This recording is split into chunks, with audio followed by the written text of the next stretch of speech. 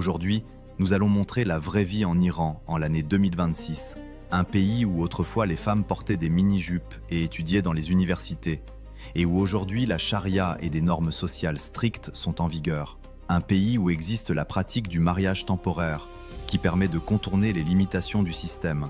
Préparez-vous, nous allons comprendre comment on vit aujourd'hui en Iran, pourquoi le monde entier suit attentivement les nouvelles venant de Téhéran et comment les décisions de ce pays peuvent même influencer votre portefeuille. Mettez un like, nous commençons. L'Iran, que le monde entier connaissait autrefois sous le nom majestueux de Perse, fut le berceau de l'une des civilisations les plus influentes de l'histoire de l'humanité.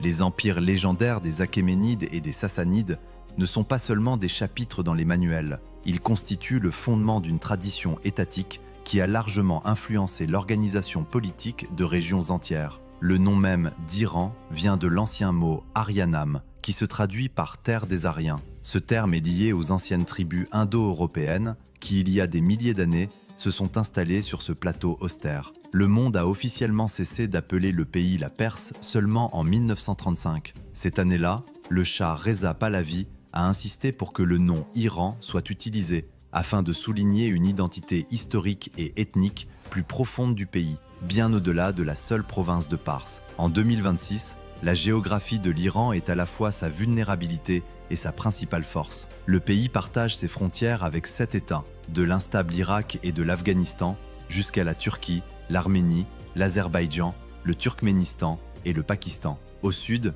ses côtes sont baignées par les eaux du golfe Persique et du golfe d'Oman. Une telle position a fait de l'Iran un véritable carrefour de civilisation, un lieu où pendant des siècles, les intérêts de l'Asie, de l'Europe et du monde arabe se sont rencontrés et affrontés. En 2026, la population du pays a dépassé 88 millions d'habitants. C'est une nation jeune et énergique, presque un quart des habitants a moins de 15 ans. Une immense énergie qui grandit au sein d'une société régie par des règles religieuses très strictes. Environ la moitié de la population est composée de Perses ethniques et l'écrasante majorité des habitants pratique l'islam de tradition chiite. Mais l'Iran, ce ne sont pas seulement des mégapoles densément peuplées comme Téhéran. Une grande partie du pays est faite de montagnes rudes et de déserts brûlants. La densité de population y reste relativement faible, environ 46 personnes par kilomètre carré, car survivre dans les régions centrales du pays n'est pas facile. Pour s'adapter à ce climat rigoureux, les Perses ont créé il y a des milliers d'années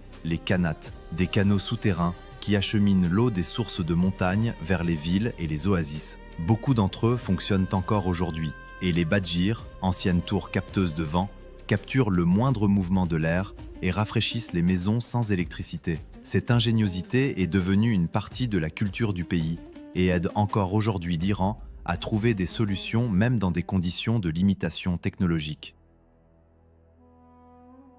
Mais derrière cette puissance historique se cache une profonde fracture sociale. Beaucoup se souviennent encore de l'Iran d'avant l'année 1979, le Paris du Moyen-Orient. Sur les anciennes photographies, on voit des étudiantes en mini-jupe, des campus universitaires et des concerts de rock. La révolution islamique a effacé ce monde. Aujourd'hui, le hijab est une loi. Son port incorrect, si trop de cheveux dépassent du foulard, est surveillé par une unité spéciale chargée du respect du code vestimentaire, Gashte Ershad. Mais la société iranienne a trouvé sa propre manière d'exprimer silencieusement sa protestation à travers la beauté. En 2026, l'Iran reste la capitale mondiale de la rhinoplastie. Le nombre d'opérations du nez par habitant y est plus élevé qu'aux États-Unis ou en Corée du Sud. Porter un pansement sur le nez après l'opération n'est pas seulement une nécessité médicale, c'est un symbole de statut, de prospérité et du fait qu'une femme prend soin de son apparence. Comme presque tout le corps est caché sous des vêtements amples, le visage devient la principale vitrine. Parfois cela va jusqu'à l'extrême. Des jeunes collent un pansement sur le nez même sans opération, simplement pour paraître dans la tendance. Pour les touristes qui arrivent à Téhéran ou à Ispahan en 2026, les règles restent strictes. Que vous veniez de Madrid, de Moscou ou de New York, dès que vous descendez de l'avion, vous devez couvrir votre tête avec un foulard. Les vêtements doivent être amples. Un manteau appelé manteau qui couvre les hanches. Les shorts et les débardeurs ne sont pas autorisés ici. C'est une question de respect des règles et des traditions locales. Il existe aussi une autre particularité de la vie iranienne, le mariage temporaire appelé sigé. Même en 2026, cette ancienne pratique existe encore. Parfois, il est conclu pour un mois, parfois pour une période plus courte. Pour certains, c'est une forme religieuse de relation officielle. Pour d'autres, une manière de contourner des restrictions sociales strictes.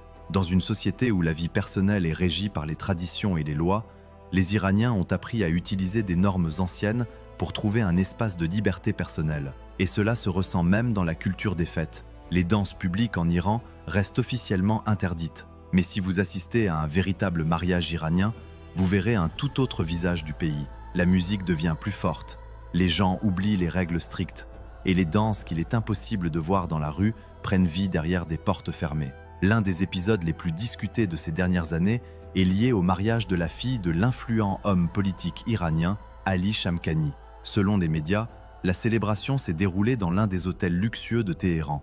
Alors que dans les rues, la police des mœurs surveille le respect du code vestimentaire, derrière des portes fermées, on entendait de la musique moderne, et les invités dansaient et célébraient d'une manière que l'on voit rarement dans l'espace public du pays. Et vous, qu'en pensez-vous?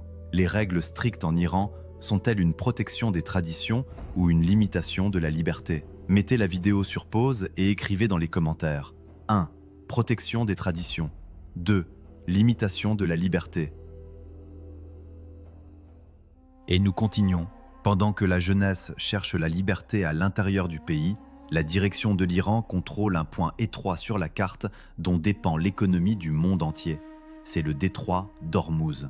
C'est un passage étroit entre le golfe Persique et le golfe d'Oman. À l'endroit le plus étroit, sa largeur n'est que d'environ 39 km. Mais c'est précisément par ce couloir que passent plus de 20% des exportations mondiales de pétrole et presque un tiers des livraisons de gaz naturel liquéfié. C'est l'une des routes énergétiques clés de l'économie mondiale. La situation autour du détroit s'est récemment nettement tendue.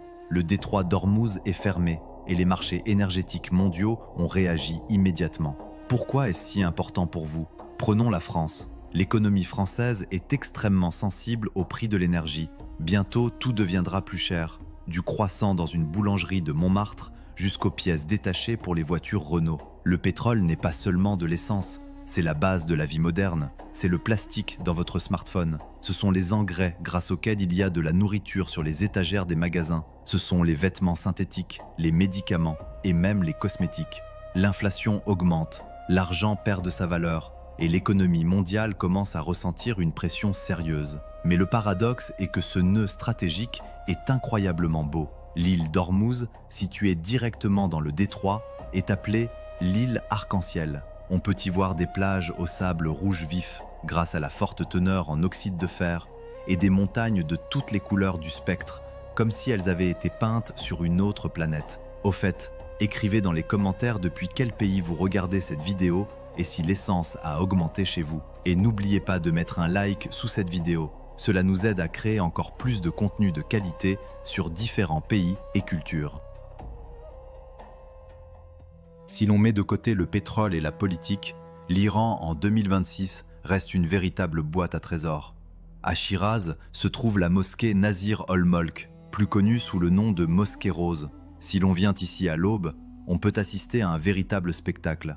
Les rayons du soleil passent à travers d'immenses vitraux et toute la salle de prière se transforme en un kaléidoscope de motifs roses, bleus et dorés. C'est l'un des lieux les plus photographiés d'Iran et aucune sanction ne peut lui enlever cette beauté. Mais il existe des endroits encore plus inhabituels. Par exemple, le village de Kandovan, une sorte de Cappadoce iranienne. Les habitants y vivent dans des maisons creusées directement dans la roche volcanique. Ces appartements ont des centaines d'années, mais à l'intérieur, il y a tout le nécessaire. Électricité, eau et Internet. Les murs de pierre protègent les habitants des hivers rigoureux et de la chaleur brûlante de l'été. Et pour les amateurs d'aventure, l'Iran propose de descendre sous terre. La grotte Ali Sadr est la plus grande grotte aquatique du monde. C'est tout un réseau de rivières et de lacs souterrains où l'on ne peut se déplacer qu'en bateau. Les stalactites et les stalagmites y ont des millions d'années. Le silence y est tel que l'on peut entendre tomber une goutte d'eau à 1 km de vous. Sur l'île de Keshm se trouve la grotte Namdan, l'une des plus longues grottes de sel du monde. Imaginez des tunnels de plus de 6 km de long, où les parois sont entièrement composées de sel cristallin. L'air y est considéré comme bénéfique pour la respiration, et les paysages semblent presque irréels. Et enfin, ce qui étonne le plus les étrangers en Iran, le Taarov. C'est tout un art de la politesse et des règles sociales subtiles. Par exemple, si vous voulez acheter un souvenir ou payer un taxi, le chauffeur peut dire « Cela ne coûte rien, c'est gratuit pour vous ». Mais il n'est pas d'usage de prendre cela au pied de la lettre. Selon les règles, vous devez insister plusieurs fois pour payer. Et seulement après cela, il indiquera le prix. Le ta'aruf imprègne tout, des dîners familiaux jusqu'à la diplomatie. C'est peut-être pour cette raison que les négociations avec l'Iran, qu'il s'agisse du programme nucléaire ou des questions de sécurité dans le détroit d'Ormuz, peuvent durer des années. Dans cette culture, un oui ou un non direct laisse souvent place à un jeu beaucoup plus complexe d'allusions. L'Iran en 2026 est un pays énigme. Instagram y est interdit, mais les influenceurs iraniens continuent malgré tout à tenir des blogs suivis par des millions d'abonnés grâce à VPN. Ici, les femmes reçoivent une éducation, mais elles ne peuvent pas sortir dans la rue sans foulard. C'est un pays de contraste, où les traditions anciennes, les lois strictes et la vie moderne se heurtent constamment. Et c'est peut-être pour cette raison que l'Iran reste l'un des endroits les plus complexes et les moins compris sur la carte du monde. Et vous, qu'en pensez-vous? Le monde pourra-t-il trouver un accord avec la Perse en 2026 ou un choc énergétique mondial nous attend-il? Écrivez votre avis dans les commentaires. Il sera intéressant de savoir ce que vous en pensez. Mettez un like et abonnez-vous à la chaîne pour ne pas manquer la prochaine enquête. Et souvenez-vous, l'histoire s'écrit en ce moment même. Merci d'avoir été avec nous.